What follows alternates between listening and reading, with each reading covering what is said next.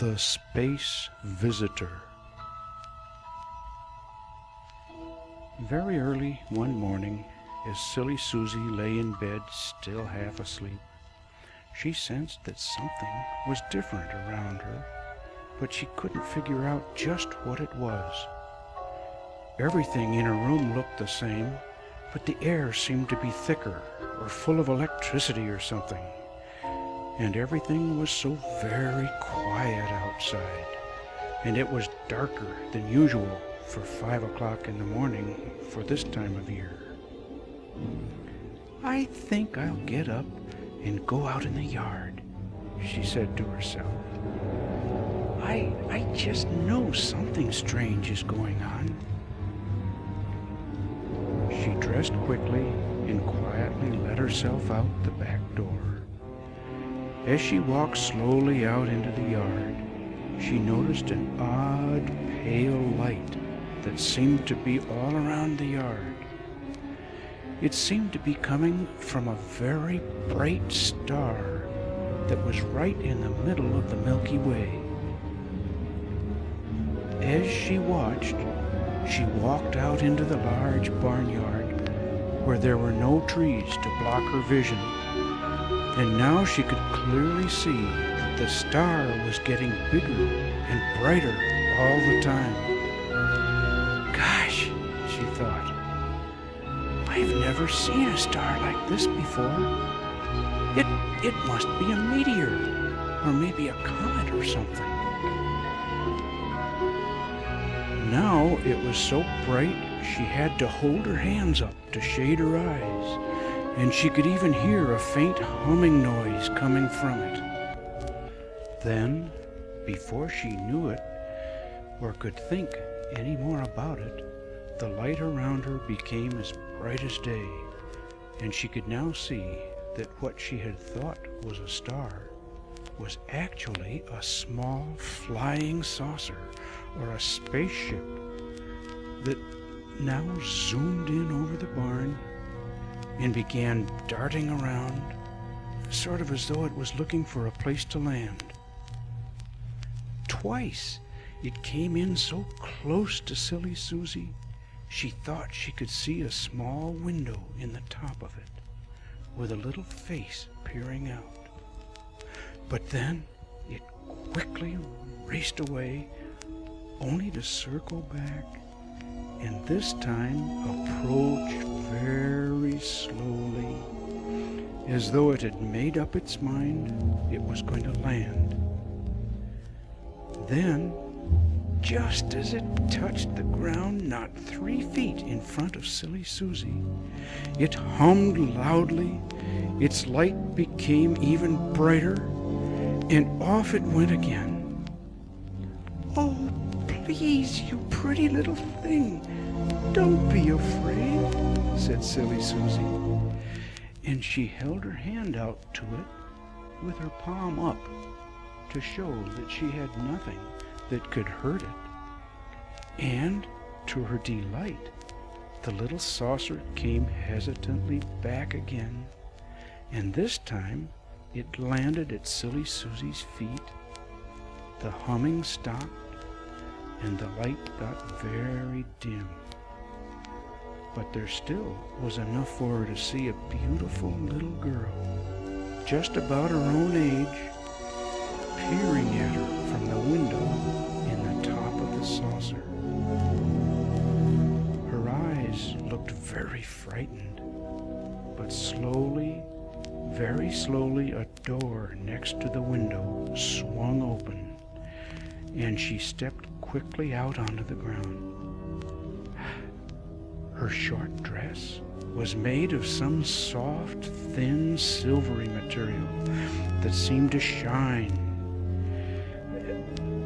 just like a moonbeam. Her long blonde hair was held in back with a sparkling red ribbon, and her dainty little feet wore matching sparkling red flip-flops. The two girls just stood there staring at each other.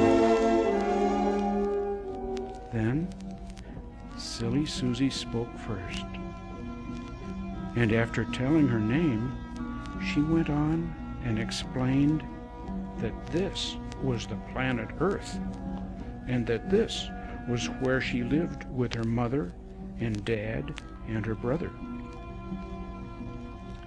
On hearing this, the space girl smiled and opened her mouth to speak in a soft, very soft sing.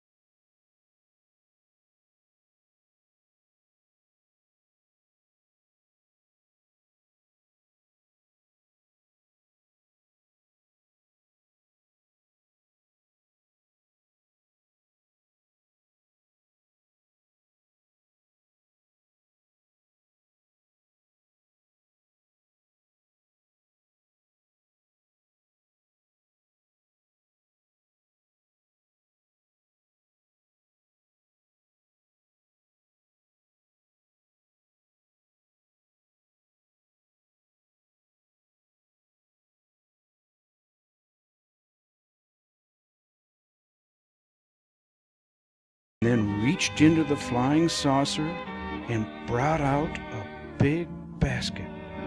And then off the two girls went into the woods.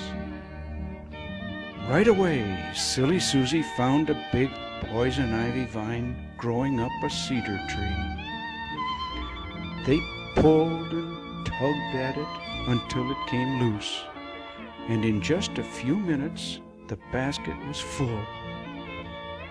"This is just wonderful,"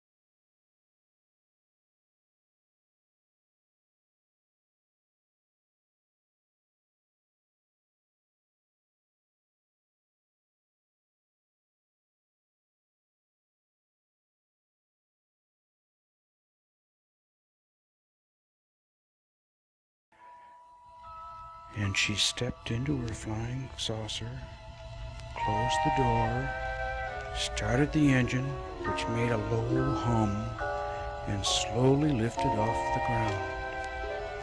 The saucer made several easy turns around the barnyard, then shot away into the sky, where all Silly Susie could see was a bright light moving up among the stars. Silly Susie suddenly realized that her head was tipped way up and her mouth was open wide, and she might accidentally swallow a fly. So she snapped her mouth shut and slowly turned to walk back to the house. Had she dreamed all this? Had Juno really been there? She wasn't sure. But as she put out her hand to open the back door, she found the little green box still clutched tightly by her fingers. Oh, it did happen! Now I'm sure of it. And often, during the next year, she was to look into the dresser drawer and pick up the little green box just to reassure herself. However, that really wouldn't have been necessary, because later that same day, her hands became covered with itchy poison ivy blisters.